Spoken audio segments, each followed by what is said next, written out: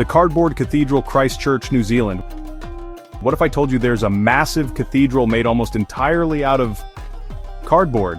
Sounds like a DIY project gone too far, right? But trust me, this is no ordinary cardboard box. It's an architectural masterpiece that stands as a symbol of hope and resilience in Christchurch, New Zealand. After the devastating 2011 earthquake destroyed the city's iconic Christchurch Cathedral, something needed to be done. Fast. That's when Shigeru Ban, a world-renowned architect known for using unconventional materials, stepped in. His idea? Build a temporary but sturdy cathedral using 96 cardboard tubes, along with timber and steel. And guess what? This temporary structure has lasted for over a decade and has become one of the most beloved landmarks in the city. Now if you're wondering, wait, isn't cardboard weak? Well, not this kind. These tubes are waterproof, fire-resistant, and incredibly durable.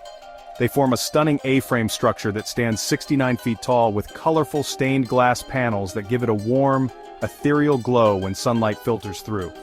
But here's what makes this place truly special. It's not just a church, it has hosted community events, concerts, and even art exhibitions, proving that great architecture isn't just about materials, it's about purpose.